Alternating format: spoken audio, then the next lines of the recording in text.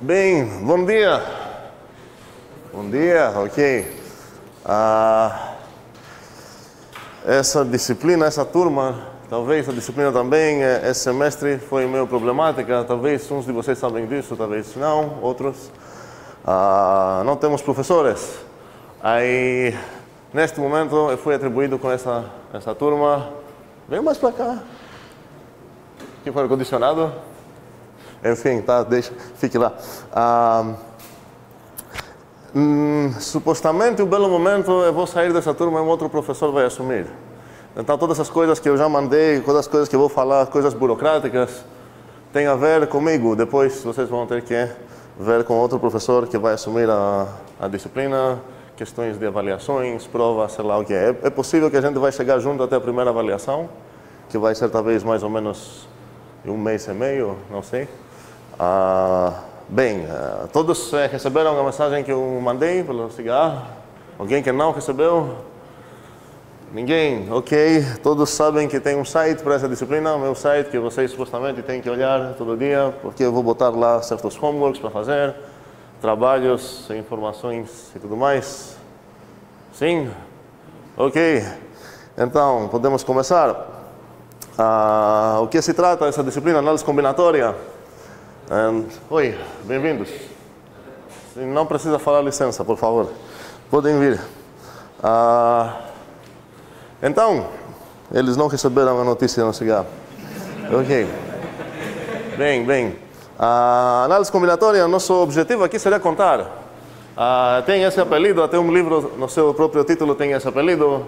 How to count without counting. A ideia é como a gente vai contar, sem contar um por um cada elemento de um certo conjunto que por algum motivo nos interessa achar quantos elementos que esse conjunto tem. Então, praticamente, a gente vai estudar maneiras espertas, sei lá, para conseguir rapidamente contar, achar a quantidade de elementos sem contar todos os elementos. Esse assunto já é cobrado, pelo menos supostamente, em Enem. Então, pelo menos em teoria, todos vocês que já passaram por isso devem ter uma familiaridade, sei lá, até um certo nível, pelo menos. Eu espero que certas coisas são mais ou menos conhecidas, mas de qualquer forma a gente percebeu que tem vários problemas e a gente decidiu introduzir essas disciplinas para fortalecer esses conceitos. Qualquer coisa que não é entendível, seria bom levantar a mão e discutir, seria bom brigar comigo aqui, o objetivo principal seria esse, para descobrir certas coisas juntos. Então, prometo que meu sotaque não vai melhorar muito, mas também prometo que vocês vão ficar mais fluentes no meu sotaque. Sempre acontece, então, na próxima aula, talvez 2 aulas, agora que só temos uma aula por semana, eu acho que vai... Tá tranquilo? Dá para entender, mais ou menos, o que eu estou falando? Sim? Ok. Bem, ok. Então, antes de começar a contar, eu queria introduzir certa notação que tem a ver um pouco com conjuntos e operações de conjuntos, que espero também que essas coisas são conhecidas desde o ensino médio, fundamental, sei lá, médio, acho, né? Então, se eu usar essas letras A, B, C para denotar conjuntos,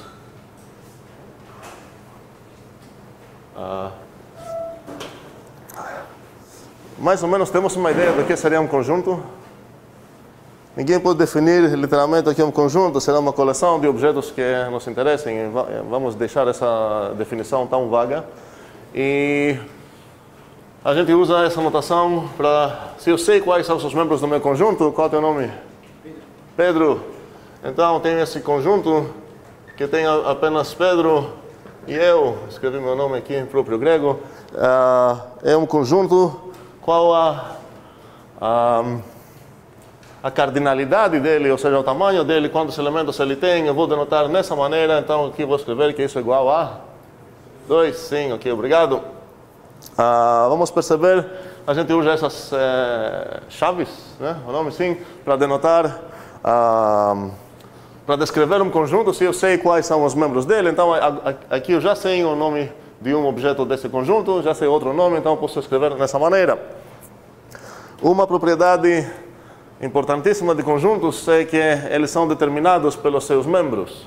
E essa frase, qualquer frase que eu vou falar que parece que é como se fosse um político falando, ou seja, vocês não entendem nada, vocês deveriam me perguntar exatamente o que foi o que acabei de falar. Então, o que eu quis dizer é que um conjunto é determinado por seus membros. Alguém tem uma ideia do que isso significa? Então, estamos já num problema, um grande erro que ninguém perguntou. Bem, então, vamos acordar um pouco, vamos tentar brigar um pouco mais. Determinado por seus membros significa que a única coisa que pode diferenciar, vamos dizer, dois conjuntos é a questão de se um objeto pertence ou não pertence entre esses conjuntos. Ou seja, e a gente escreve isso usando essa notação. Vou escrever mais um conjunto aqui. 0, 1, 2. Ele tem apenas 3 números, então com certeza a cardinalidade dele seria igual a 3. E agora eu posso fazer essa pergunta. Esse simbolozinho aqui, quer dizer pertence. Que tipo de coisa vou botar aqui no lado esquerdo? Qualquer tipo de coisa. Mas no lado direito eu preciso botar um conjunto. Não faz sentido perguntar se o 2 pertence ao 3. Concordamos com isso? Todos? Não? Como? Não faz sentido, sim. Então concordamos que não faz sentido. Bem, mas faria sentido fazer essa pergunta, né? Ok? E essa pergunta acontece que ela é errada.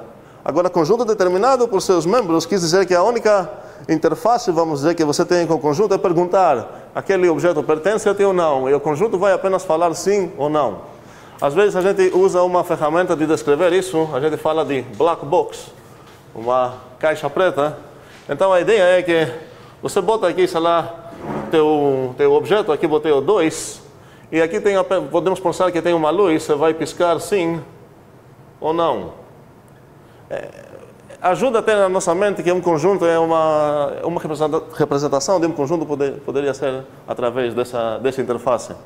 O que é importante aqui, por que estou dizendo isso? Se eu escrever um conjunto C, aqui, que tem Pedro, Thanos e Pedro, eu quero descobrir duas questões. A primeira seria essa e a segunda seria essa.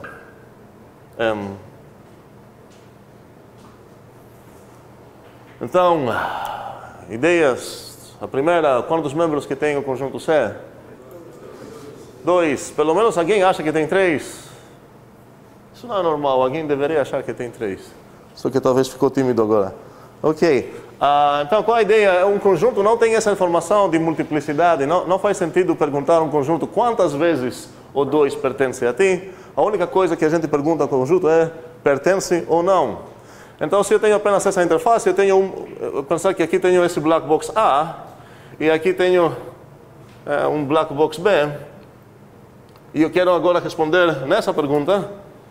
A única maneira que vai me permitir, o único jeito que eu vou ganhar o direito de falar que eles são diferentes, é se eu conseguir achar uma entrada, um objeto, que as duas caixas vão dar uma resposta diferente. Mas olhando as definições que eu dei para o A e o C, elas vão responder na mesma maneira para todos os objetos do universo. Concordamos? Ok, se eu botar aqui Thanos, eles vão falar sim, essa, e ela também. Como é o teu nome? Guilherme. Se eu botar Guilherme aqui, eles vão falar não, e também vai falar não. Então, espero que com essa descrição bem rápida, entendemos quando dois conjuntos são iguais e o que significa mesmo que um conjunto é determinado por seus membros. Faz sentido? Se eu mudar pelo menos um membro, botar um ou tirar um, isso quis dizer que eu já mudei o conjunto. Bem, mudar um quer dizer, adicionar um quer dizer adicionar um que não está dentro já, né? Ok. Agora temos várias operações de conjuntos. E espero que estamos mais ou menos familiares com essas coisas também. Seriam... Na verdade, eu já posso falar quais seriam todas as perguntas que a gente vai responder nessa disciplina. Todas vão ter essa forma. Contagem. A gente vai precisar contar quantos membros que tem um conjunto. E nessa disciplina, felizmente, todos os nossos conjuntos que a gente vai trabalhar vão ser finitos. Em FMC2 e em teoria de conjuntos ainda mais, a gente faz essas perguntas para conjuntos infinitos. Mas agora a gente vai ficar no mundo onde todos os conjuntos são finitos e a gente vai precisar achar maneiras interessantes para contar seus membros. Então, as principais operações que quero ver seriam essas aqui.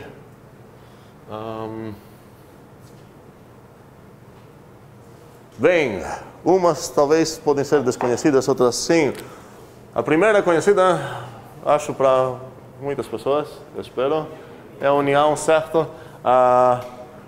Como vou definir a união? O que seria a união informalmente? Ou a união B seria o quê? Quem quer falar? Fale. Como? Concatenação de dois ou mais coisas. Concatenação. Eu entendi o que você quis dizer. A gente não vai usar essa palavra para conjuntos. A gente usa mais concatenação para strings, onde você tem uma posição específica. Uma outra coisa que eu esqueci de falar sobre conjuntos é que elas não têm nem multiplicidade, nem ordem. Então, o 1, 2 é o mesmo conjunto com o 2, 1.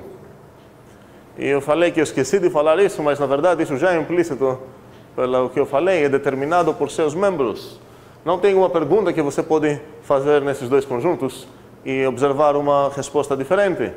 Porque, como a gente falou, a gente viu que a única pergunta que você faz é: aquele objeto pertence a ti ou não? Não faz sentido perguntar em qual posição que ele pertence. Tem outras ferramentas, outras ferramentas que a gente usa na matemática, se não se importam as multiplicidades ou as ordens, ou sei lá o quê. E a mais utilizada seriam as tuplas, que a gente denota com parênteses. Então, se eu escrever, usamos essa notação, se eu quero falar sobre esses três objetos nessa ordem especificamente, e aqui posso ter até repetições. Esse seria um certo objeto que tem essa tripla. No primeiro lugar tem o número 1, no segundo o número 2 e no terceiro o número 3. Faz sentido isso?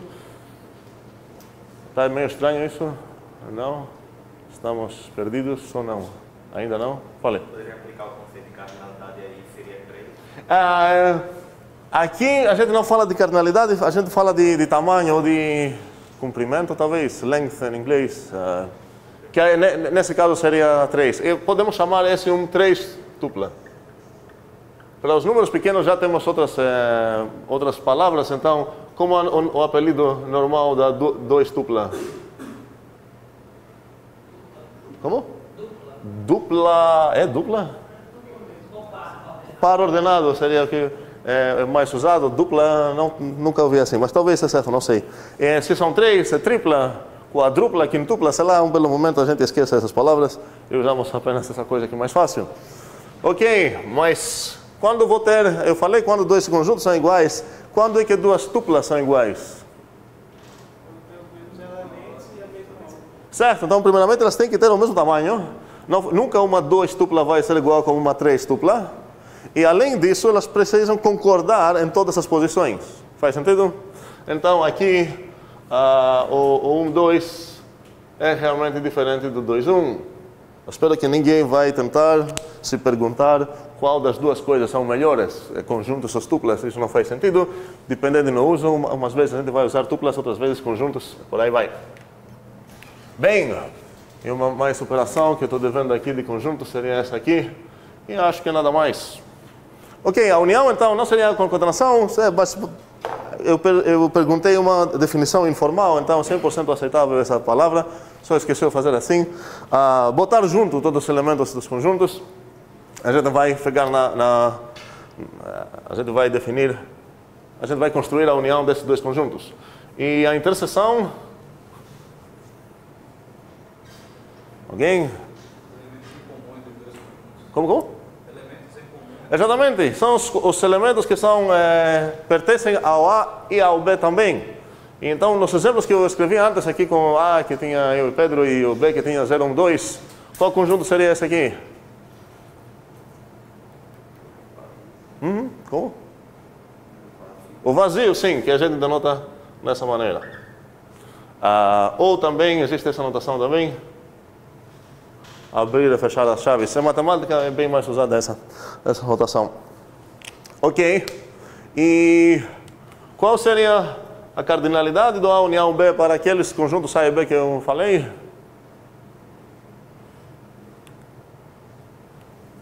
Esquecemos já os exemplos?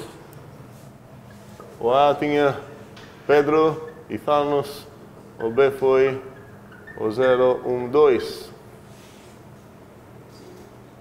Como? 5, sim, muito bem.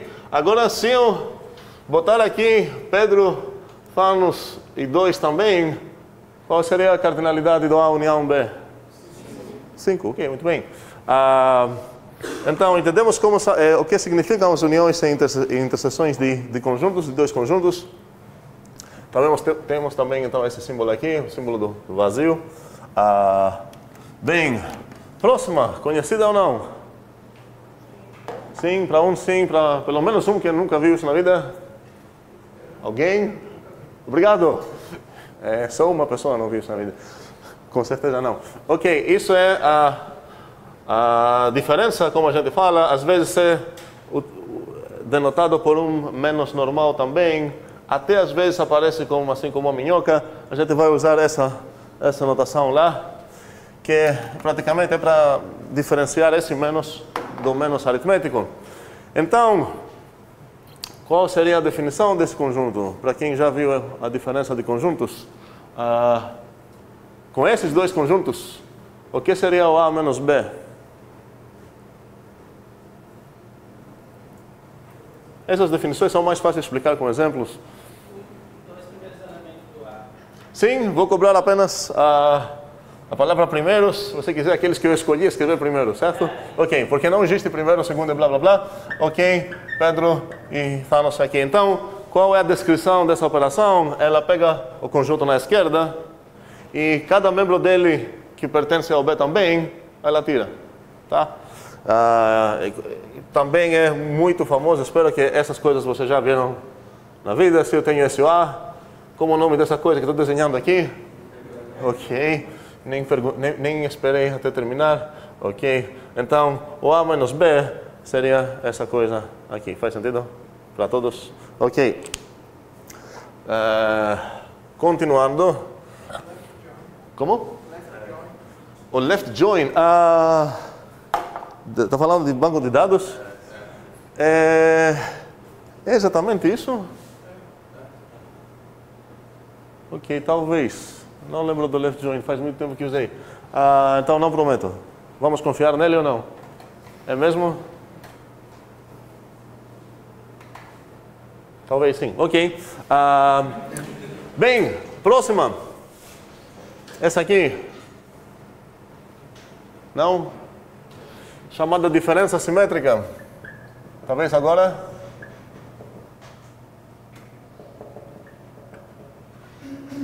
Não?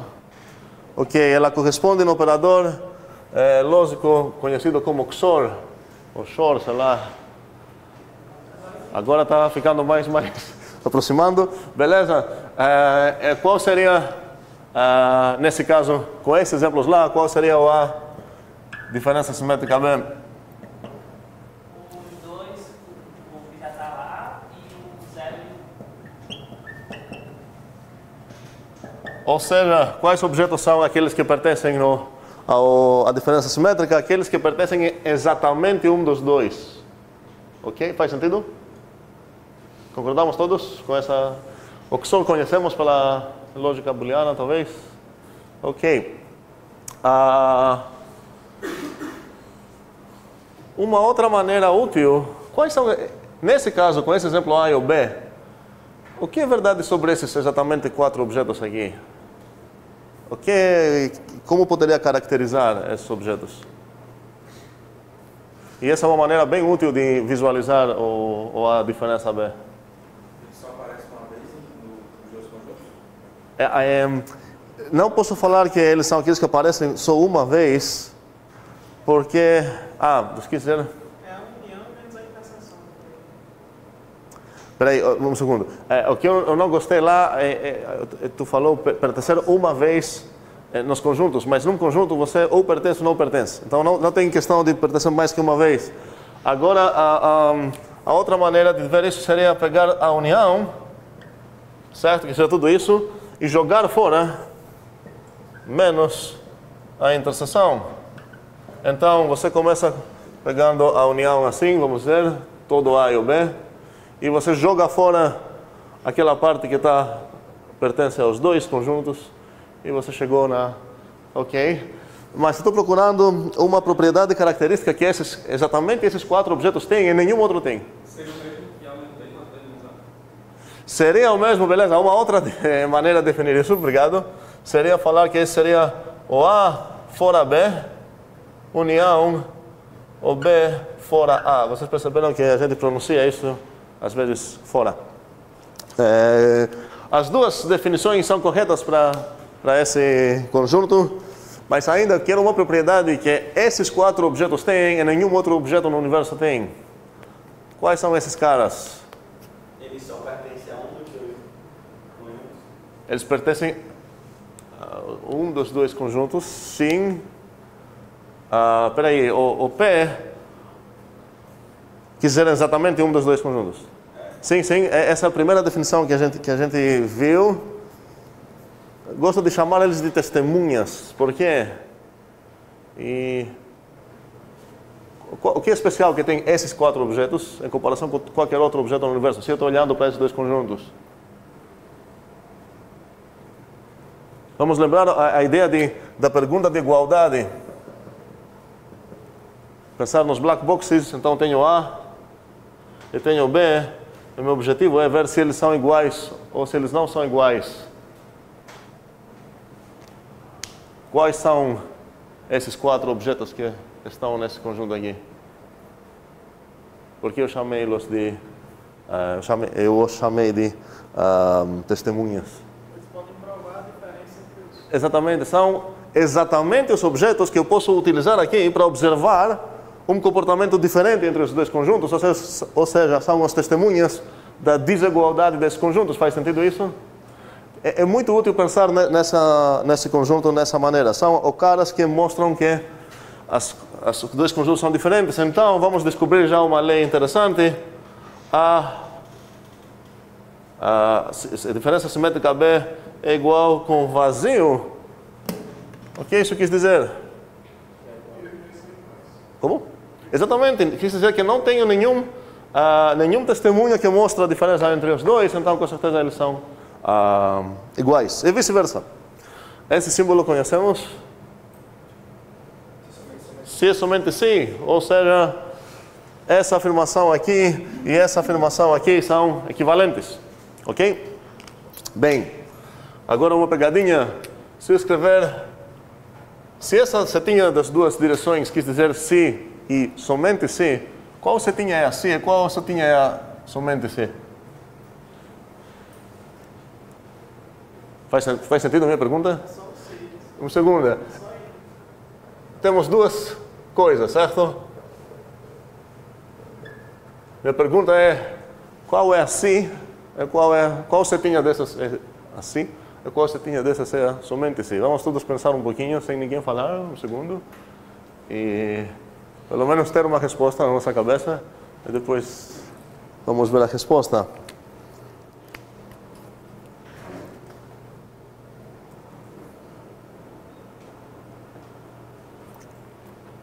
Ok, time over. Quem quer falar? Qual a primeira? Si? Quem acha que é si?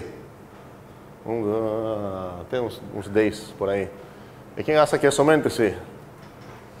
Tem 1, 2.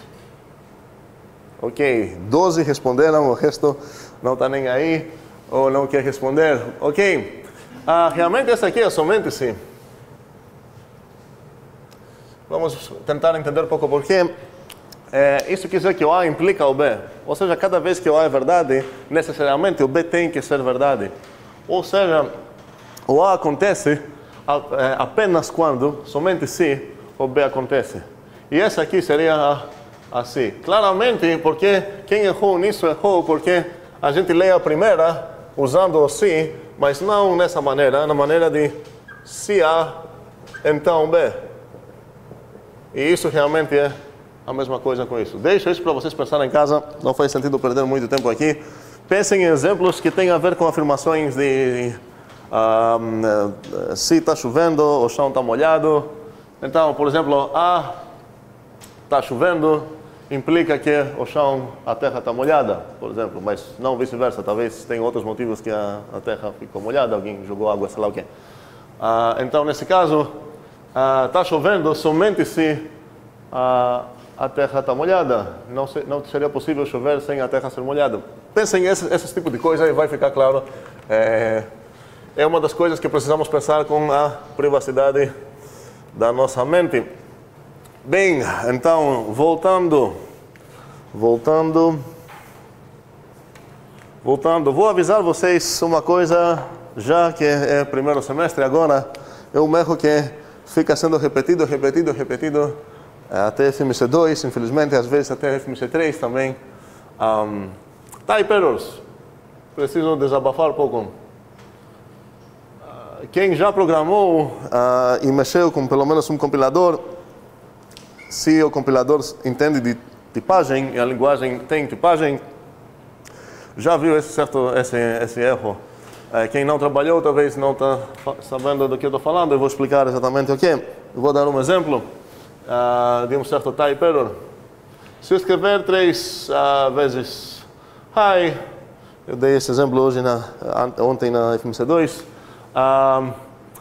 aqui tem um certo type error. Por quê? Porque eu estou tentando multiplicar. Essa é uma operação que está esperando 2 números.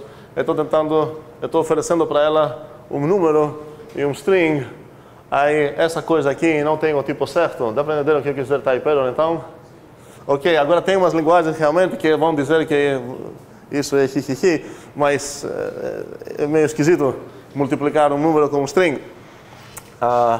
Ok, então, cuidado quando vocês vão ficar escrevendo coisas aqui em matemática para não cometer type errors. Que tipo de type errors poderia ser? O mais comum seria falar uma coisa desse tipo. Suponha x² mais 1. Estou ficando dando os mesmos exemplos que eu dei ontem. Não estou sendo muito criativo, mas não preciso. Qual o problema aqui? Dá para ver que tem um type error aqui ou não? Quem não está entendendo o que eu estou falando, seria bom falar agora que é a primeira aula.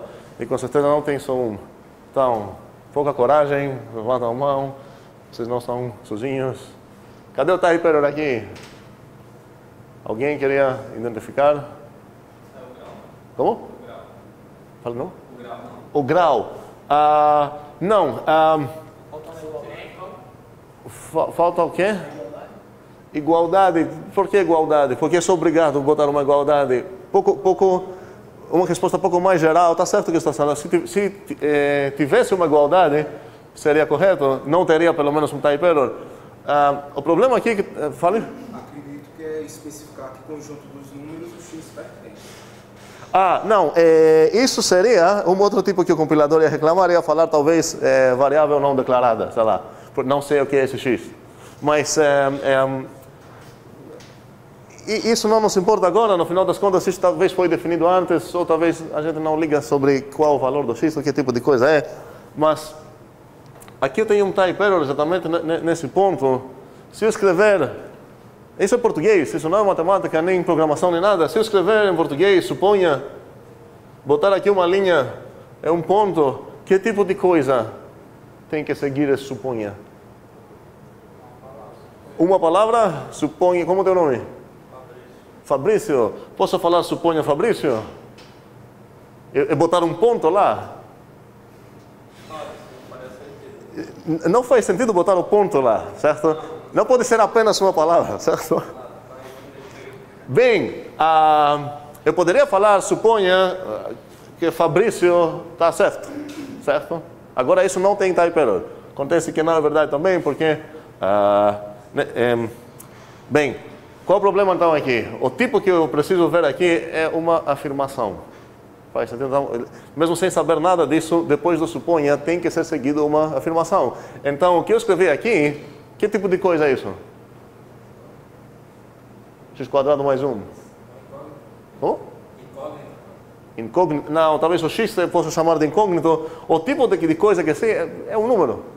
Ou seja, é um objeto. Não tem verbo. O que você falou que falta uma igualdade, eu gostaria mais de ouvir, falta um verbo. Falta ser uma afirmação mesmo. Suponha x² mais 1, ponto. O quê? Se eu falar para vocês, ei, galera, eu acho que é Fabrício. Eu parar aqui. Essa frase não faz sentido. Posso falar, eu acho que é Fabrício, sei lá, é pernambucano. Vamos ver. Agora, o que eu falei ganhou um sentido, faz sentido? Então, depois do suponha, por exemplo, eu preciso ver uma afirmação. Aqui tem um type error, porque em vez de afirmação, eu botei um objeto. Faz sentido? Faz, ok. Como? Então quer dizer que, para fazer sentido, suponha que esse número é uma equação, aí sim tem sentido? Poderia falar, suponha x² mais 1 é igual a y. É a terceira, sei lá o que, qualquer coisa. Agora, eu tenho um verbo aqui, o verbo é escondido nessa relação aqui. Agora estou supondo que essas duas coisas são iguais. Agora faz sentido falar isso? Faz? Ok. Bem, então cuidado com esse tipo de erros.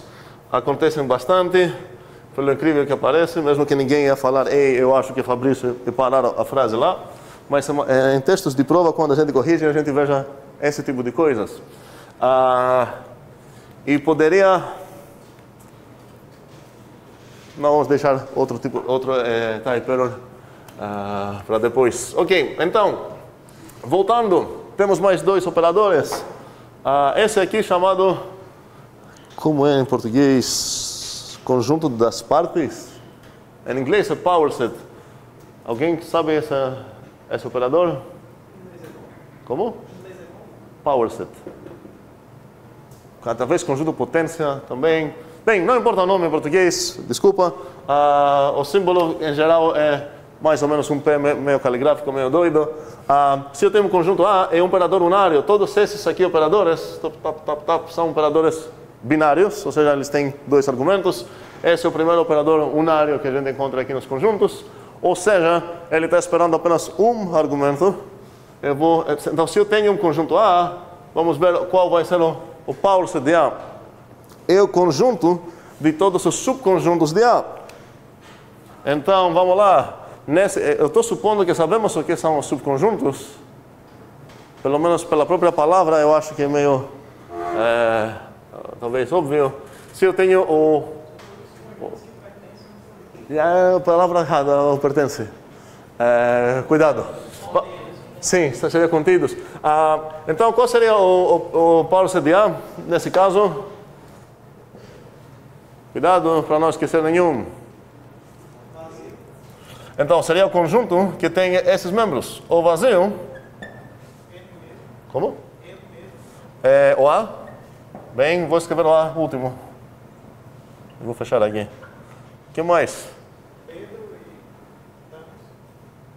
Esse é um conjunto que você está falando ou não? Ou dois conjuntos? Bem, peraí. Todos os membros aqui têm que ser subconjuntos de A ou no final das contas têm que ser conjuntos. Nem eu sou conjunto, nem Pedro. Pedro foi você? Não. Você, ok. Nenhum dos dois somos conjuntos. Aqui não posso escrever, por exemplo, Pedro e Thanos. O que você quis dizer mesmo? Como?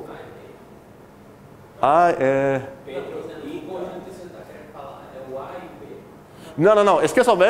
Completamente o B. Não existe B. Ok? Temos só o A. Eu quero descrever qual é o power set de A, ou seja, o conjunto de todos os subconjuntos dele. Aí, o vazio a gente vai ter que discutir porque ele é um subconjunto. Essa é uma questão que precisamos ver. O A também já dá para mostrar que consideramos cada conjunto como um subconjunto dele mesmo. Mas faltam uns certos conjuntos aqui. Como é o teu nome? João. João falou, pensando corretamente, ele falou uma coisa errada.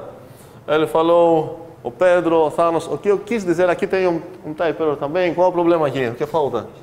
Como? A chave, sim. Então, não é nem Pedro que pertence no power set, nem Thanos que pertence no power set. Quem pertence é o singleton, como a gente chama. Esse é o conjunto unitário, cujo único membro é o Pedro, pertence aqui. Thanos pertence aqui. O que falta mais? O singleton 2, tá? Ok? Estou falando a palavra singleton ou conjunto unitário. Bem, terminamos? Temos mais? Ok, muito bem. Temos Pedro, Thanos. O que mais? Pedro 2.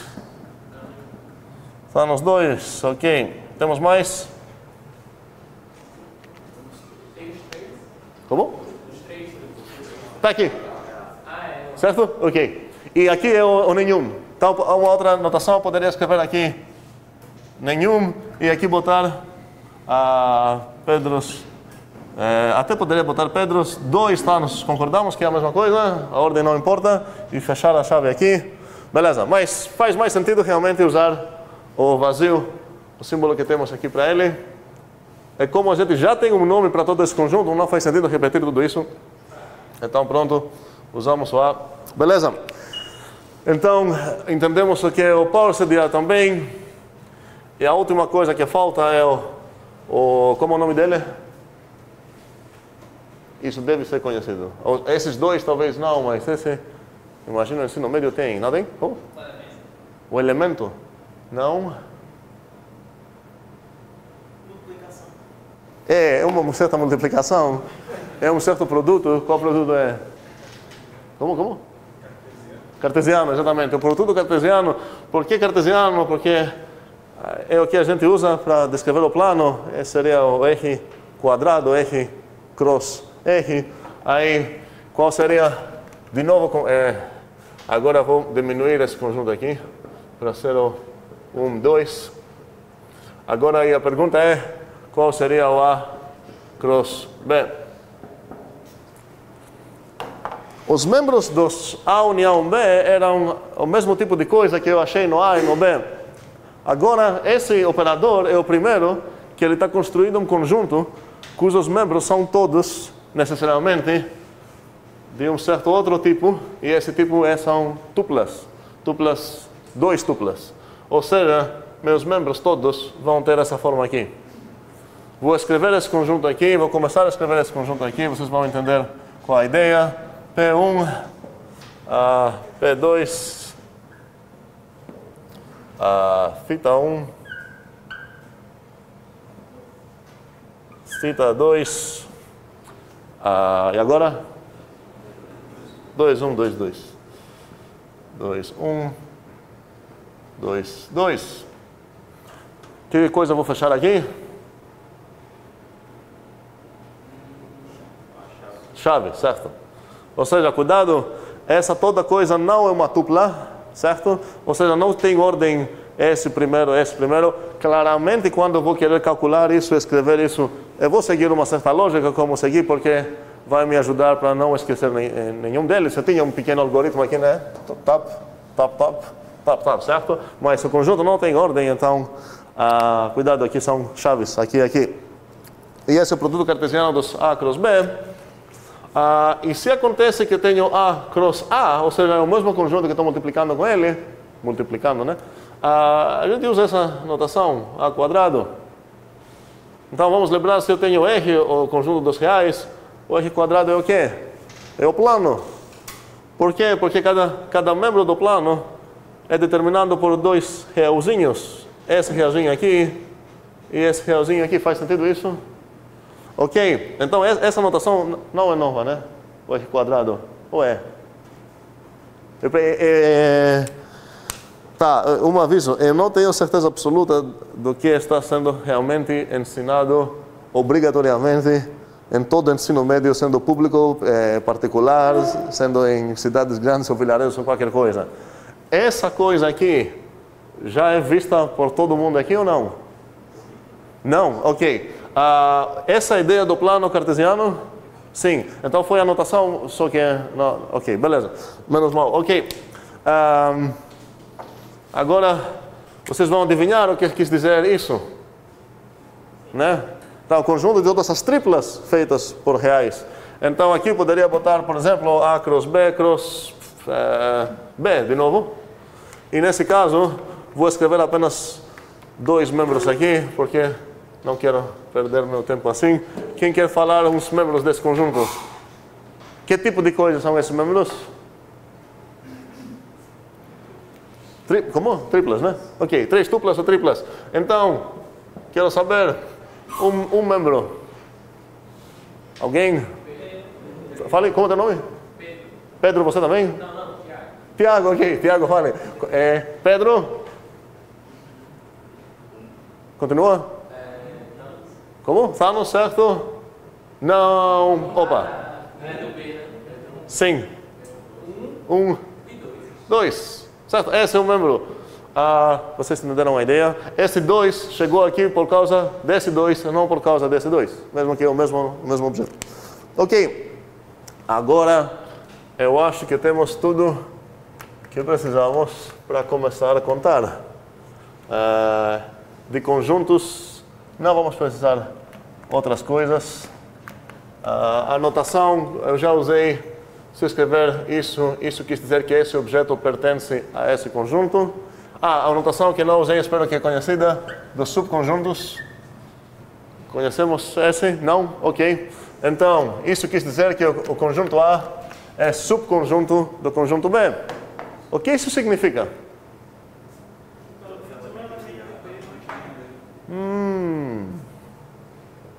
Teu nome de novo? João. Pelo menos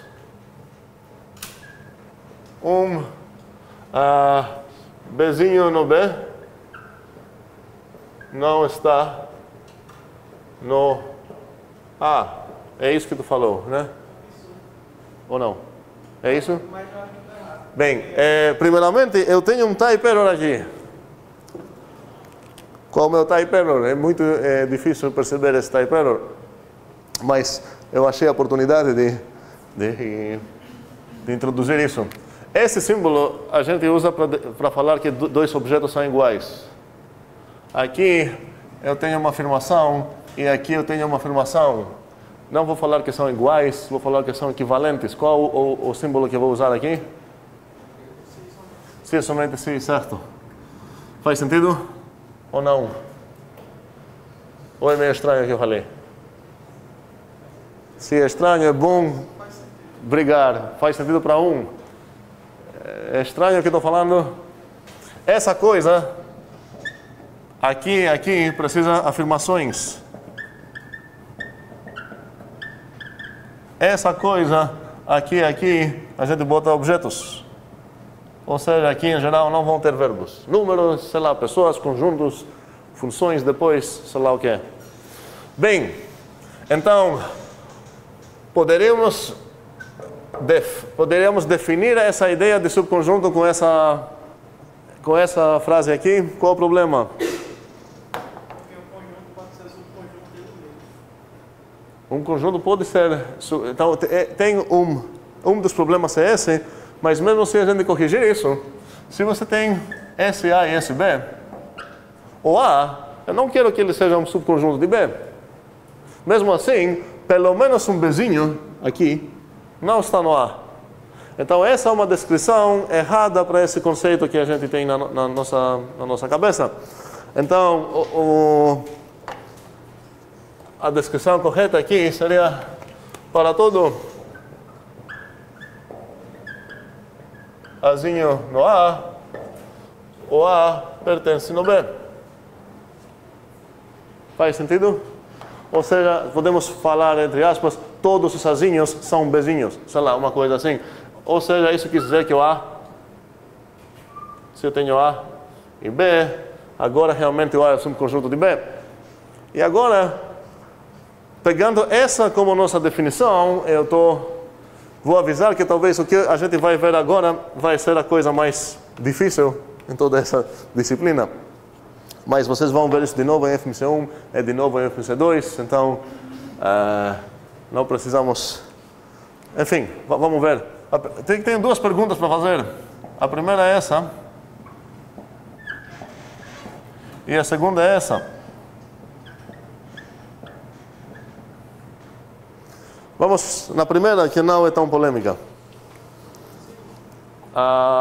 Alguém falou sim? Quem falou sim? Tiago falou sim.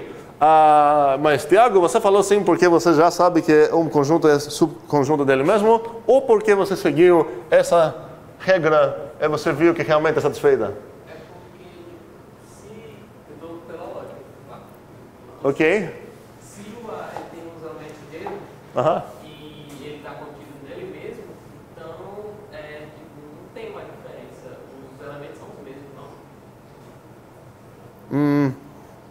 Espera aí, eu tenho um problema na maneira que você começou, porque a pergunta é essa: você acha que isso é verdade?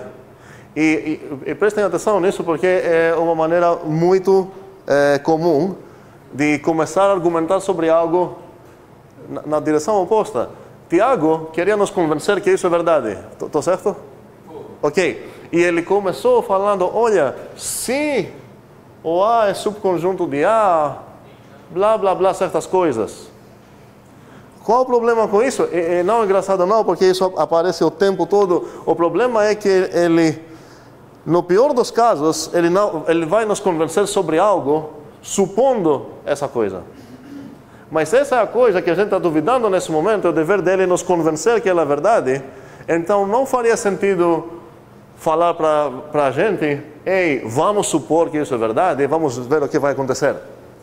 E o erro muito, muito comum, e com certeza todos vocês viram uma coisa parecida na escola, eu percebo isso muito, é que você quer provar algo, vamos dizer que você quer provar isso, e você começa dessa mesma maneira que Tiago começou, falando, isso implica, ou seja, se isso então blá blá, uma coisa, e essa coisa implica uma coisa, e blá blá blá, você faz cálculos lá, implica, e isso implica que o zero é igual a zero.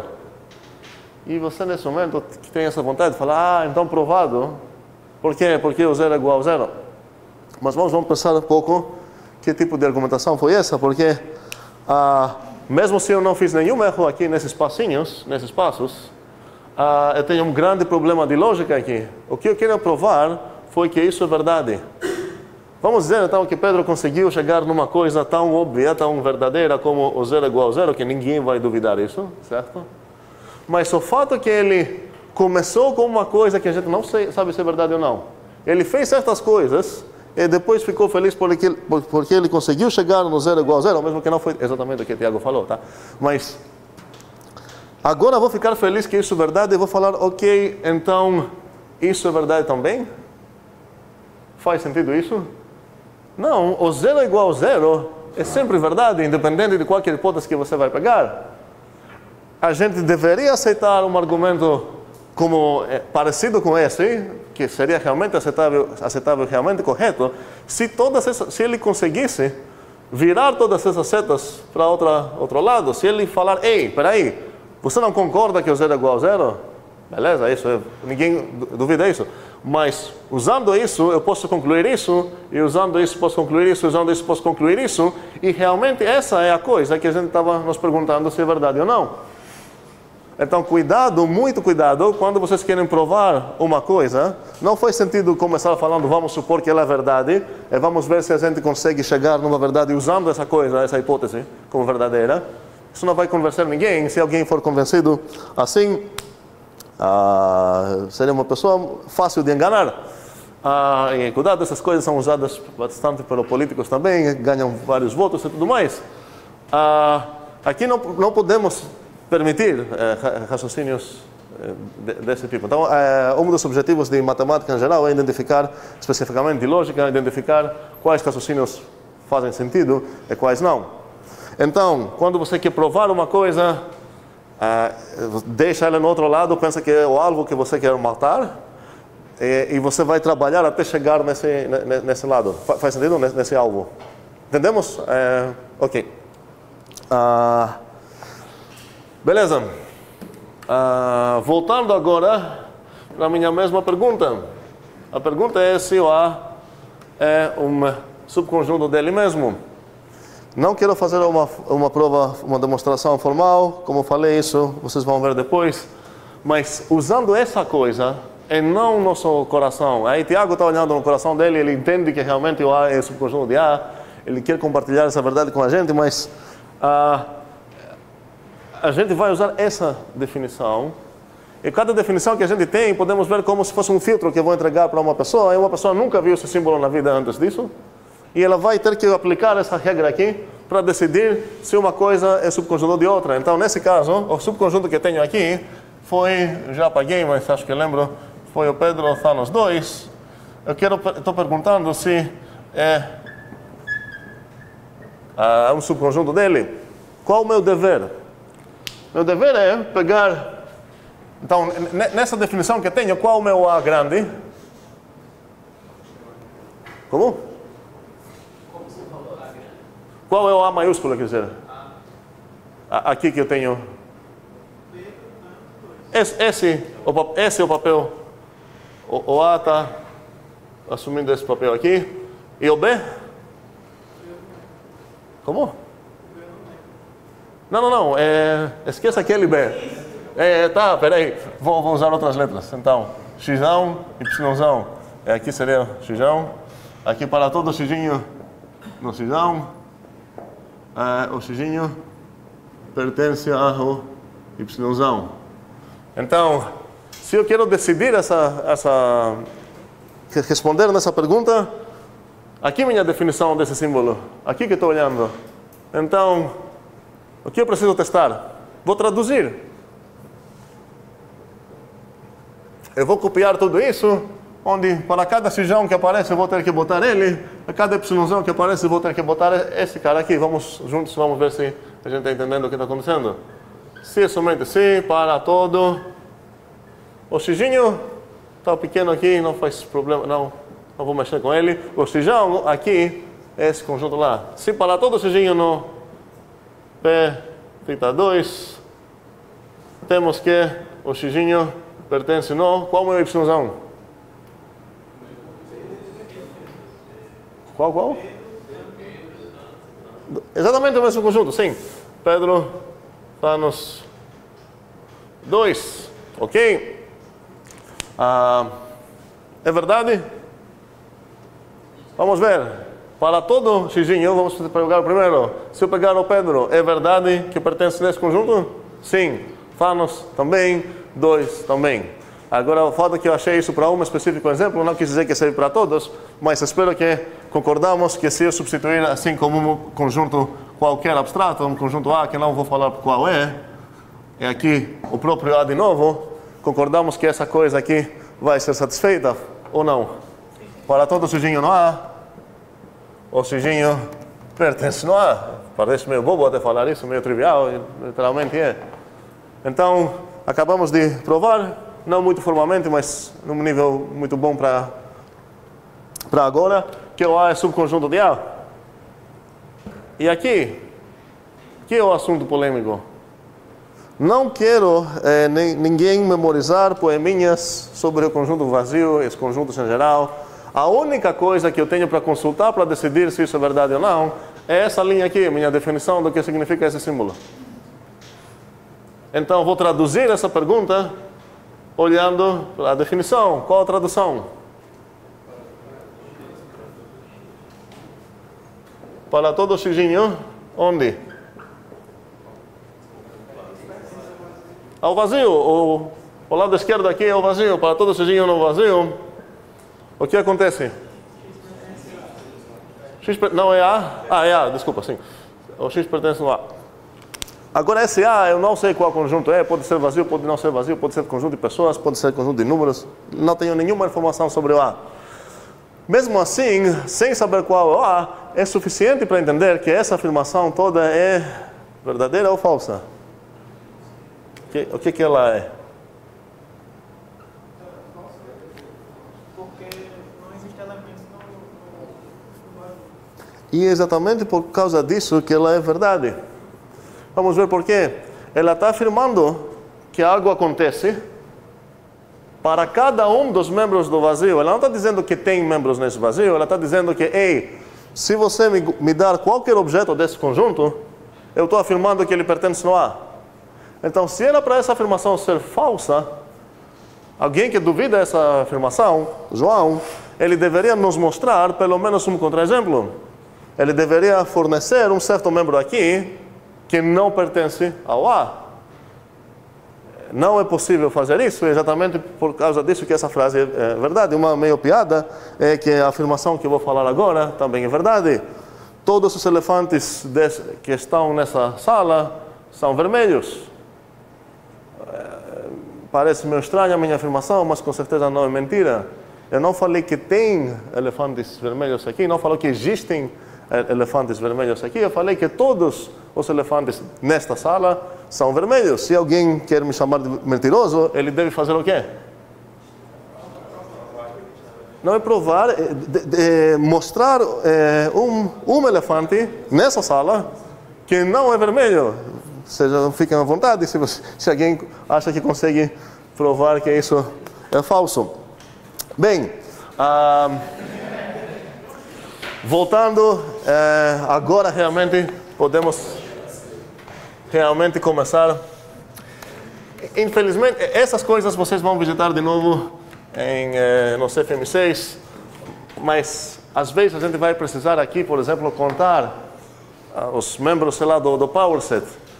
E muitas vezes o mais esquecido membro do PowerSet é o conjunto vazio.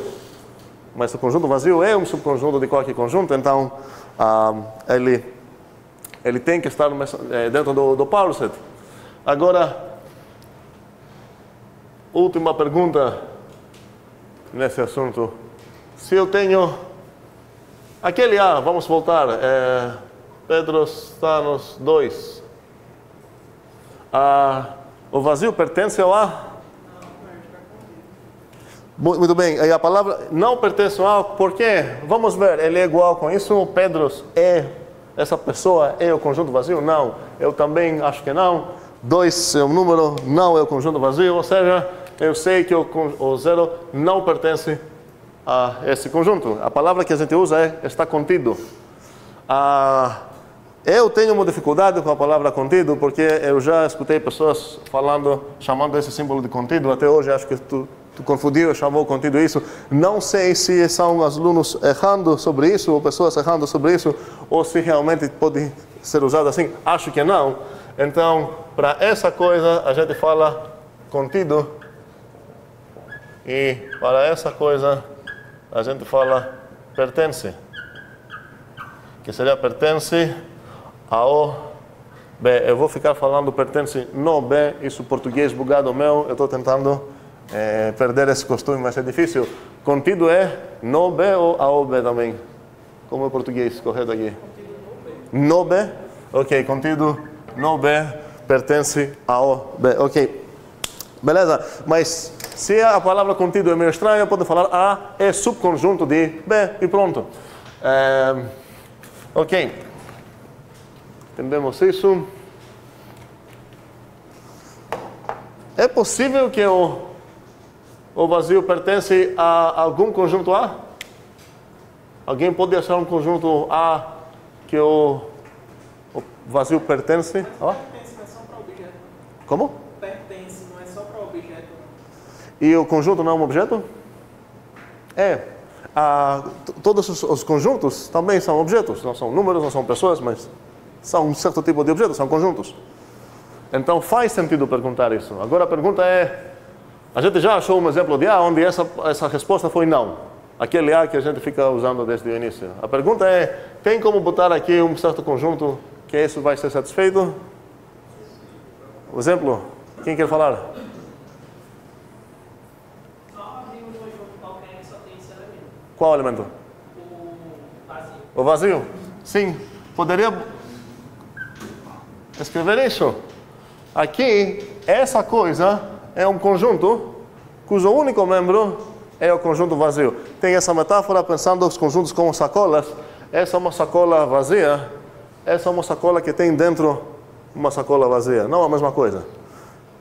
A gente bota até sacola, uma outra sacola para segurar uma coisa pesada.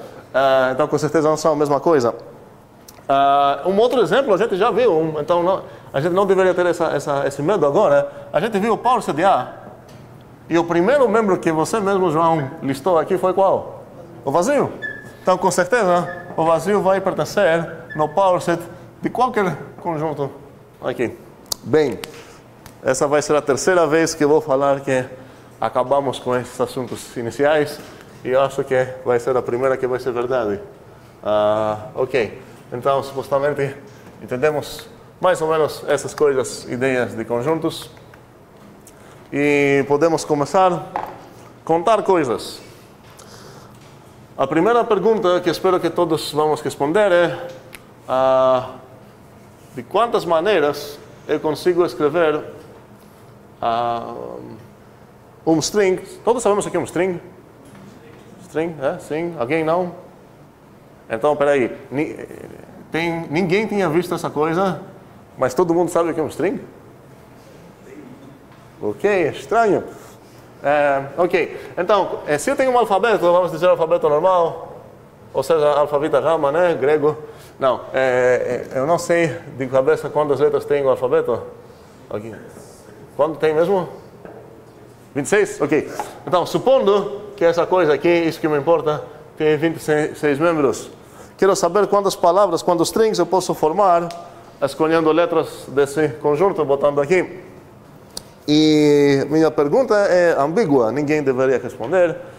Precisamos de certos esclarecimentos. Tem alguma restrição? Ou eu posso botar qualquer coisa lá? Talvez a gente quer ver placas de, sei lá, de carros. Nesse caso seriam 3 e 4 dígitos, é assim? Bem, quantas diferentes strings eu posso formar? Como?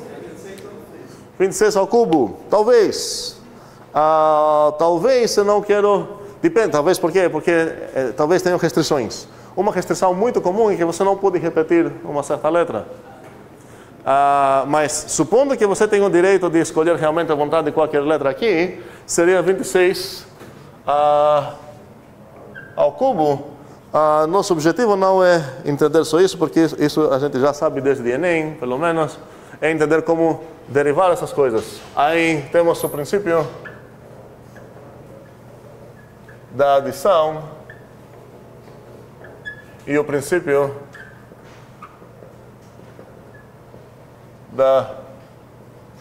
obviamente a outra seria a multiplicação, né? Da multiplicação.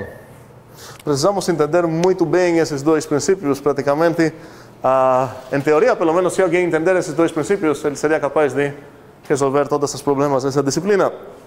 Então, não seria muito interessante memorizar as fórmulas que a gente vai acabar descobrindo. O mais importante seria entender como que chegamos nessas fórmulas. Então, a forma que, se você esquecer ou se você não tem certeza, você vai aplicar, vai usar esses princípios, você vai achar a sua própria fórmula sozinho. Bem, o princípio da adição é extremamente simples para explicar. Está dizendo que se você quiser contar os membros de um certo conjunto, e você consegue separar esse conjunto em subconjuntos que são distintos, 2 a 2, o que quis dizer isso? Eu poderia, se eu quero contar todos vocês, poderia, por exemplo, botar por linha. Então, um subconjunto vai ser esses 4 caras aqui, um outro subconjunto aqui fica meio estranho, mas enfim. Se eu grupar esses aqui e esses aqui, eu quero contar todos, basta contar eles, é somar. Faz sentido? E por isso tem o nome de princípio da adição. Só que cuidado, às vezes um erro comum para fazer aqui é que você separa os conjuntos de uma maneira que não exatamente distintos. Por exemplo, não faria sentido falar os natalenses, o grupo dos natalenses, o grupo dos homens e o grupo das mulheres, por exemplo. Agora vou ter problemas porque certos caras vão ser contados 2 vezes. E certas mulheres também. Faz sentido? Então, cuidado, quando você quer aplicar o princípio da adição, você precisa ter certeza que a maneira que você separou as coisas que você quer contar, realmente garanta que esses subconjuntinhos são distintos 2 a 2. Então, se eu quero escrever isso numa fórmula, eu poderia falar que se eu tenho certos conjuntos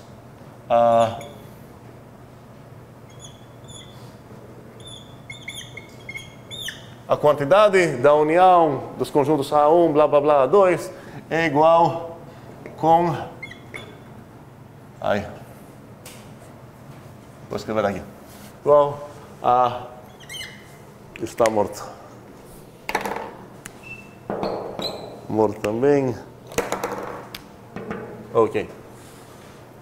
Igual a quantidade do A1 mais a quantidade do A2 mais por aí vai, quantidade do AN. Só que isso não é sempre verdade, é apenas verdade se os A1 blá blá blá são disjuntos 2 a 2.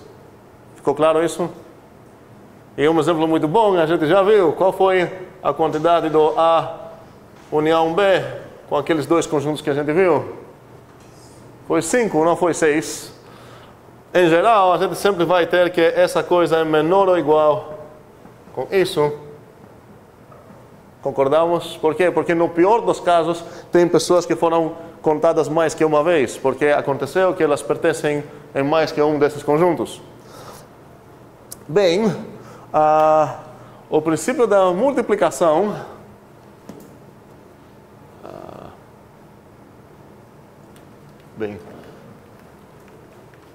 o princípio da multiplicação eu vou tentar descrever como se fosse a gente quer resolver um problema, contar certos membros de um conjunto, a quantidade dos membros de um conjunto, e a gente fala que, oi, para criar essa palavra que você me pediu aqui, eu vou separar isso, vou escrever essas 3 linhas e eu vou descrever o meu processo em 3 passos. No primeiro passo eu vou fazer essa escolha para essa letra aqui. No segundo passo eu vou escolher essa. No terceiro eu vou escolher essa. E quando você consegue fazer isso, e quando tuas escolhas próximas não dependem, não são afetadas pelas escolhas anteriores, você tem o direito de falar que multiplicar esses jeitos que tem cada vez. Tenho M opções aqui, N opções aqui e O opções aqui. No final das contas vou ter M vezes N vezes O. Se eu tenho, sei lá, 3 shorts e tenho 4 camisas, a pergunta é quantas maneiras eu posso me vestir diferentes. Vamos lá, vamos ver. Para as camisas eu tenho 4 opções, mas para cada uma dessas opções tenho 3 novas opções. Então seria 3 shorts para a primeira camisa, mais 3 shorts para a segunda, mais 3 para a terceira e mais 3 para a quarta, ou seja, 4,3. Faz sentido essa ideia? Ou não? Faz, ok. Então, voltando na minha pergunta, que o João respondeu corretamente, para justificar essa resposta, em vez de apenas falar 26 ao cubo, pelo princípio da multiplicação, eu tenho que fazer 3 opções aqui. Posso completar o arbitrário membro do conjunto que quero contar seus membros. Eu posso descrever ele em 3 passos. Primeiramente, escolher a primeira letra, depois a segunda, depois a terceira. Para a primeira letra, eu tenho 26 opções, certo? Para a segunda letra, tenho de novo 26 opções. E para a terceira, 26 opções. E o que eu vou fazer nessas coisas? Somar? Não. Aqui só seria o princípio da multiplicação.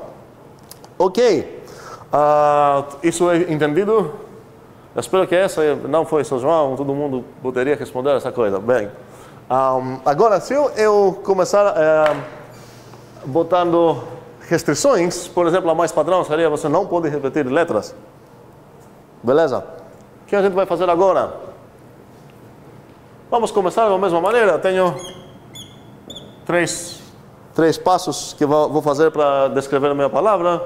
No primeiro passo eu tenho 26 opções.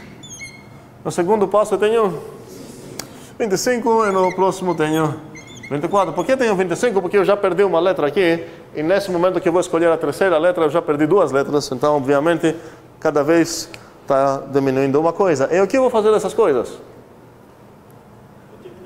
Multiplicar. Por quê? Como? O princípio da multiplicação? Sim, só que, para quem está muito acordado, eu falei que a gente tem o direito de multiplicar essas coisas se nossas opções não dependem das opções anteriores. Aqui minhas opções dependem das minhas opções anteriores. Se escolher aqui A, agora essas escolhas que eu tenho aqui dependem do fato que aqui eu escolhi A. Aqui não posso escolher A de novo. Se eu tivesse escolhido o B aqui teria outras opções. Então, prestem muita atenção nesse princípio de multiplicação, porque o que eu falei, sei lá, 2 minutos atrás, não é exatamente verdade. A ideia é que você... Não é que as opções não podem depender das anteriores, aqui dependem. É a quantidade das opções que não dependem das escolhas. Ou seja, aqui, se eu escolher A, sim, com certeza isso afetou quais são minhas opções aqui, porque eu perdi o A. mas se eu tivesse escolhido o B, eu teria perdido o B. Mas o que não afetou na segunda escolha é a quantidade das opções que eu tenho. Não importa se você escolher A, B, C ou qualquer coisa, a quantidade das opções que você tem no próximo passo é a mesma, 25. E exatamente por isso que você realmente pode multiplicar, que nesse caso você vai achar que essas... no final das contas aqui, a resposta certa seria 26 vezes 25. Faz sentido isso? Ou não? Bem, então, prestem cuidado, porque a ideia é que quando você não vai usar o princípio da multiplicação, se essa escolha afeta a quantidade também, não apenas quais são, mas a quantidade. Um exemplo perfeito onde a quantidade é afeta é: eu quero os strings que eu vou formar ficar na ordem alfabética. Por exemplo, eu não quero ver o B a Z, porque aqui quebrou a regra. Agora, se eu começar com A, tenho quantas opções aqui? Não, aqui tenho 25 opções, né? Não, se eu começar com A... Não, peraí. Não, desculpa. Não. O A, K, Z é legal. Não quer dizer o próximo mesmo, mas eles estão na ordem alfabética. O A é menor de K e o K é menor de Z. Ok? Então, se eu escolher A aqui, a quantidade de opções que tem aqui são quantas? 25, certo? Mas não poderia multiplicar desse jeito, porque se eu escolher aqui o B, a quantidade das minhas opções aqui é diferente, 24 agora. Se eu botar aqui o Z, a quantidade das... Zero. Já sei. Ou seja, se eu quero contar essas coisas, pelo menos por enquanto, a única maneira que eu tenho é usar o princípio da adição, que dá mais trabalho.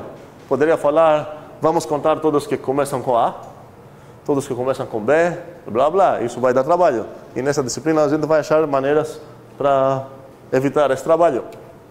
Mas espero que entendemos uma armadilha, talvez, de usar esse princípio da multiplicação. Cuidado, porque muitas vezes nossa escolha não afeta apenas quais, mas também quantas opções temos. E nesse caso, esqueça completamente o princípio da multiplicação. Bem, agora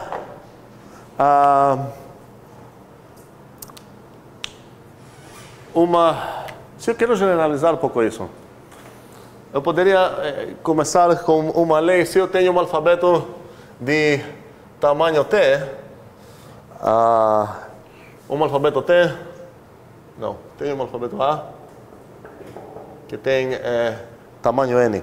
Nesse caso, o exemplo que eu dei tinha 26 letras. Eu quero formar palavras de tamanho K. Quantas são?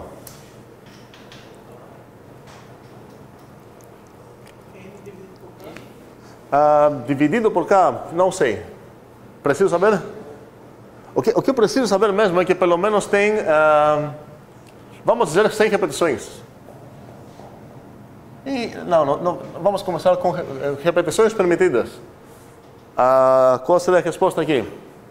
Como poderia desenhar, argumentar para achar quantas palavras tem de tamanho K se meu alfabeto tem N letras? N elevado a K ou K elevado a N? Qual dos dois? N elevado a K tem K letras aqui, certo? E cada uma tem N coisas e vou multiplicá-las e pronto. N elevado a K, beleza? Agora, se eu tenho... então seria N elevado a K. Se eu tenho palavras de tamanho K sem repetição, o que muda aqui?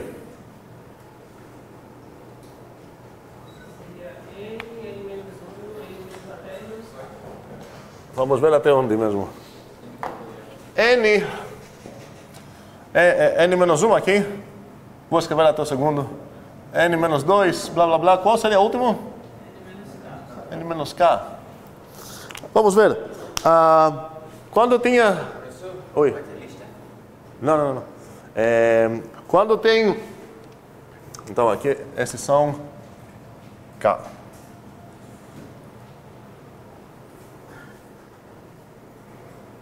Um erro extremamente comum na programação é off by 1.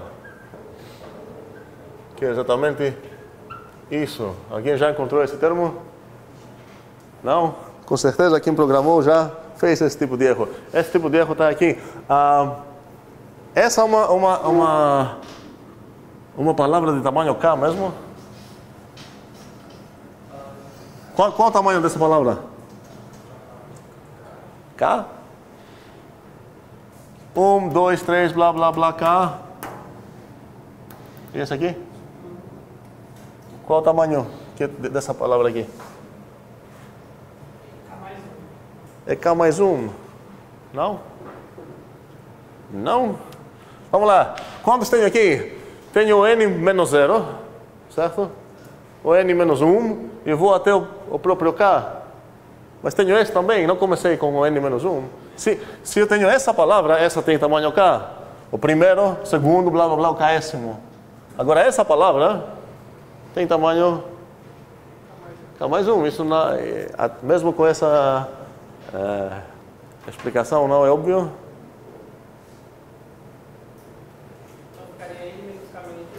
Ficaria N menos K menos 1. Ou seja, sem parênteses seria N menos K mais 1. Faz sentido? Faz sentido isso? Ou não? Vamos ver. 26, 25, 24 foi a resposta que você deu. Você foi do N até o N menos 3. Se você tivesse ido até o N menos 3, você teria chegado até o... Faz sentido? Onde você parou? Você parou no antes.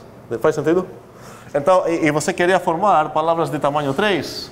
Então você falou N para o primeiro, N menos 1 para o segundo, N menos 2 para o terceiro e pronto. Não vou até o N menos 3. Faz sentido? Faz mesmo? Para todos? Estamos aqui. Cuidado, off by 1 é um dos erros mais comuns em programação. Acontece o tempo todo nos índices dos arrays. Você vai perder ou você vai cair fora. Cuidado então. E cada vez que você vai afirmar uma coisa, é muito comum errar, tá?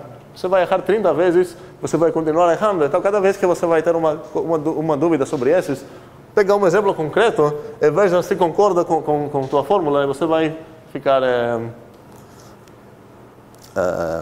convencido. Bem, agora, então se eu quisesse ter uma lei sem repetições, se eu tenho tamanho K e... chegamos na hora de falar qual é o nome dessas coisas. Então essas seriam as permutações. O nome oficial, permutações de tamanho K, permutações sem repetições. A pergunta é, como vou descrever esse produto aqui? Numa maneira que evita esses pontinhos. O que acontece se minha palavra tem tamanho N?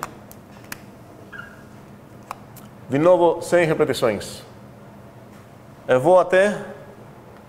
Vamos substituir aqui o K por o próprio N. Vai ser N menos 1. Qual número é esse? Não, peraí. Galera, se sabemos o que é string, precisamos saber qual número é esse aqui. Qual número é esse aqui? Para qualquer N? Tem uma pessoa que sabe a resposta, ok? Galera, N menos 1 é igual a quê? Isso é difícil? Não é pegadinha, tá? Se vocês acham que vai ser uma coisa estranha. É o conjunto vazio. Quê? Está tentando fazer N ao quadrado. Não tem multiplicação nenhuma. É N menos o N menos 1. É 1, certo? Se eu posso, ou vou apagar as parênteses, isso vai virar mais. Tap é igual a 1, certo? Ou sei lá como vou pensar, é um número, apagando o anterior dele, com certeza vai ter 1. Galera, vamos acordar, eu sei que é tarde, mas é a vida. Bem, então, nesse caso eu ia cair de N vezes N menos 1, vezes N menos 2, vezes blá blá blá, até o 3, 2, 1. Finalmente chega todos esses números, certo?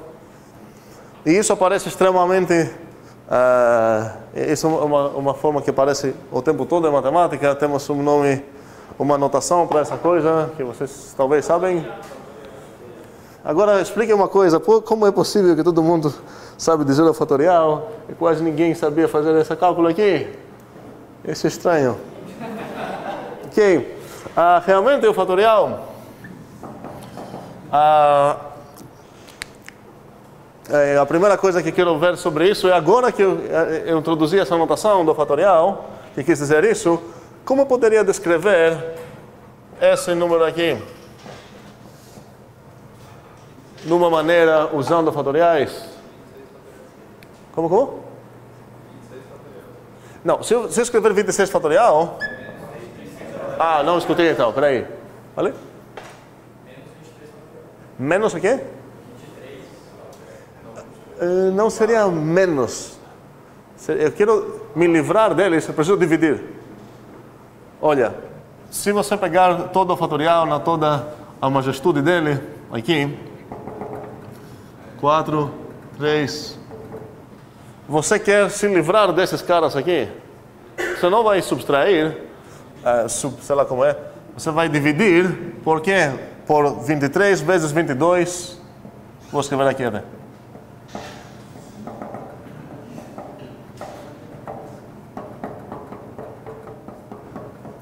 Faz sentido? Ok, então no final das contas, esse número seria o 26 fatorial dividido por 23 fatorial. E se eu quero achar essa forma geral aqui, como seria esse número? Sobre n menos k fatorial. N menos k ou n menos k mais 1? Olha aqui. O que aconteceu aqui? Foi menos 3 apenas, então seria menos k fatorial. Por quê? Porque o próximo termo, o primeiro termo que você começou, qual seria o próximo termo aqui? Cada vez essa coisa é menor. Então o próximo seria aqui o n menos k. O próximo seria n menos k mais 1 e por aí vai. Então você quer começar apagando, começando do n menos k. Ok, então já temos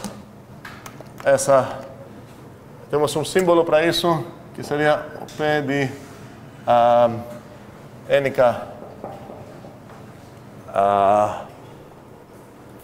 Bem, e são as permutações de tamanho K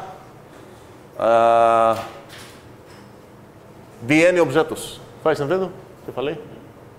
Ok, então já descobrimos uma coisa. Agora a menor coisa que quero que vocês façam, sei lá, é memorizar isso. A coisa mais importante para fazer para entender é de onde que isso chegou. De onde chegou que as permutações totais, que eu vou escrever assim, perm, que dependem apenas n, seriam n fatoriais. Por que são n fatoriais? As duas coisas a gente derivou pelo princípio da multiplicação. E então, se alguém esquecer essa coisa, não lembra se aqui tem mais 1, menos 1, ou sei lá o que, tem como, sem olhar, né, tem como descobrir qual foi a fórmula certa. Bem, agora, todas essas coisas que a gente viu, a ordem das letras importa, ou seja, o string A, B, C, não é o mesmo com o string C, A, B.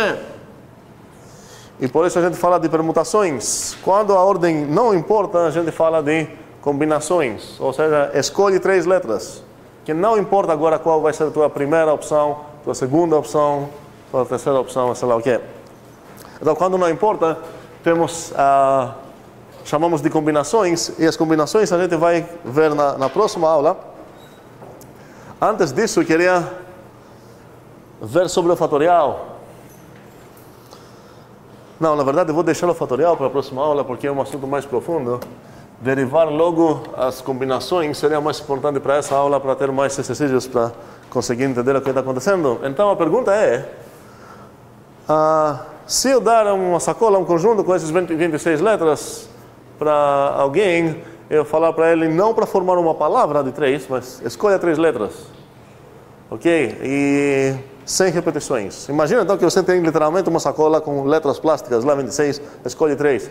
Você pega 3 sem a noção de aqui o primeiro, aqui o segundo, aqui o terceiro. Quantas maneiras temos para fazer isso? Talvez alguém lembre a fórmula do símbolo que a gente denota assim, mas não quero uma coisa memorizada, quero ver como a gente vai chegar lá. Tem várias maneiras de responder nisso. Em geral, em análise combinatória, uma ideia maravilhosa, se vocês conseguem fazer, é achar 2 ideias bem diferentes para contar algo, contar seguindo uma ideia, depois contar seguindo a outra. Agora, se as duas vão chegar no mesmo número, é uma indicação forte, não certeza, que provavelmente está certa. Agora, se as duas são diferentes, pelo menos uma das duas é errada, talvez as duas. Agora, uma maneira de responder nessa pergunta, de cada maneira você pode escolher as letras, é começar errando de propósito, falando que, ei, eu vou hipercontar. O que significa hipercontar? Eu vou contar uma coisa que tem... Eu sei que eu vou contar mais do que é. E depois, se eu conseguir ver exatamente quão mais que eu hipercontei, eu vou conseguir achar a minha resposta. O que eu quis dizer? Eu já sei quantas maneiras eu tenho para formar strings, onde a primeira, a segunda, a terceira opção importa. Tenho quantas? Tenho tantas. No meu específico exemplo seria 26 vezes 25 vezes 24. Só que tem um problema. Porque para cada configuração que eu quero realmente contar, uma configuração seria, sei lá, o ABC, ela corresponde a quantas permutações? Por exemplo, a própria ABC, que é uma escolha dessas 3 letras, está correspondendo em A,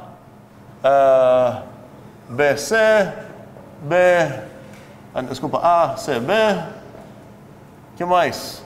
B, A, C, B, C, A, C, A, B, C, B, A. Todas essas coisas aqui estão contadas aqui.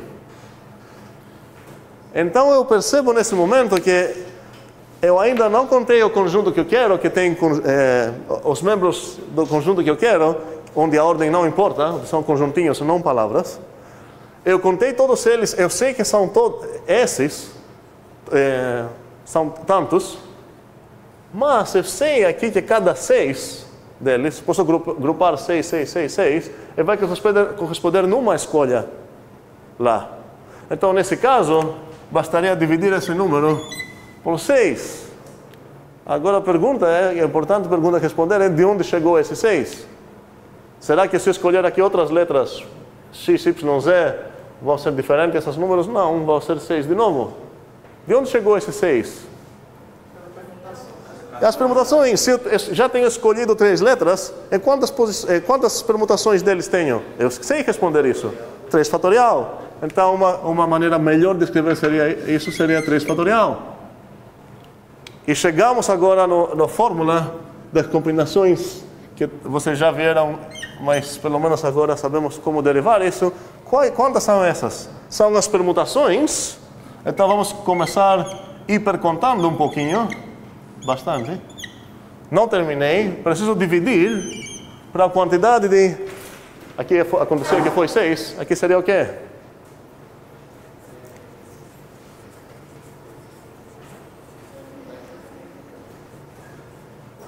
Que seria? De onde chegou esse 6? Chegou de 3 fatorial. O que foi esse 3 aqui? K, sim, fatorial. K fatorial. K fatorial. Ou seja, se eu agora desabrir isso aqui, que seria o quê? N fatorial dividido, não dá para ver nada, por o quê? Qual número? Agora é só substituir isso aqui, né? Sim, N menos K fatorial. Não seria menos? Seria vezes? Não, mas concordamos mesmo? Ok? Tenho x sobre y aqui. Tudo isso sobre z. Isso vai acabar sendo x sobre y vezes z. Aritmética bem elementar. Ok. Então agora temos nossas primeiras descobertas de contagem. De novo, não vou valorizar, vocês também não deveriam valorizar. Se vocês conseguirem memorizar essas coisas. Agora, para falar a verdade, essas três a gente vai usar tanto que vocês vão acabar memorizando. Mas o que me importa mais é entender como e por que essas coisas correspondem nesses conceitos. Por que as permutações são n fatoriais, por que as permutações são assim, combinações assim. E o primeiro desafio agora, já que temos mais 5 minutos, sei que é tarde, mas enfim, temos ainda mais 5 minutos para a aula terminar. Tenho uma palavra pessimíssimo. Alguém nos deu essa palavra? Em inglês a gente usa a palavra Mississippi. Eu pensei nessa que tem uma propriedade parecida com Mississippi. Bem, pessimíssimo. A pergunta é: quantas maneiras você pode mexer com a ordem das letras? Uma resposta primeira errada seria falar em 1, 2, 3, tessera p de x, 12. Seria 12 fatorial. No final das contas, a gente sabe quantas maneiras podemos mexer as letras de uma palavra e criar novas letras. Qual o problema? Sim, uma delas, das 12 fatoriais, é aquela que trocou, por exemplo, fez só essa troca aqui, o S com S. Mas essa acaba sendo a mesma palavra, não faz sentido contar ela como uma nova permutação dessas letras dessa palavra. E agora é um exemplo bom, onde temos duas ideias muito diferentes de como proceder. A gente vai fazer agora juntos uma, eu vou dar uma dica, um começo, e vocês vão pensar na segunda. Então, a primeira maneira seria falar: ei, no final das contas, as palavras que quero contar têm 12 caracteres aqui.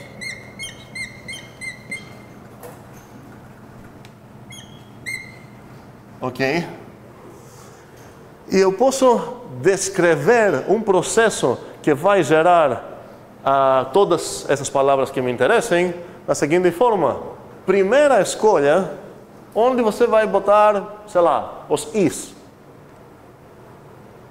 Quantas maneiras você tem para escolher onde botar os is?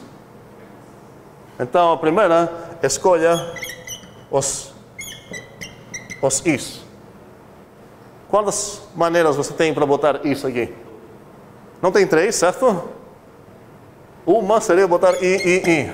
Outra seria botar I. Outra lá, depois essa, sei lá o que. Quantas são? Já temos a resposta nessas 3 fórmulas. Seria 3. Qual a resposta que eu quero ouvir agora? Em termos das palavras que a gente usou, permutações ou combinações? Não quero fatoriais, não sei o que é isso. Eu só quero respostas com permutações ou combinações. Não, a combinação. Aí, bom, uma resposta que precisamos entender bem seria permutação ou combinação. E para decidir, a ordem importa ou não? Não, meu primeiro objetivo é escolher 3 desses tracinhos aqui. Então, quantos tenho? 12. Quantos quero escolher? 3. Então, o primeiro passo tem de 12, 3. Também é escrito assim isso. Então, eu sei quantas maneiras eu tenho para escolher 3, onde são aqueles que vou botar os is. O segundo passo seria o quê? Então, vamos dizer, escolher aqui, aqui e aqui. Meu próximo passo seria qual?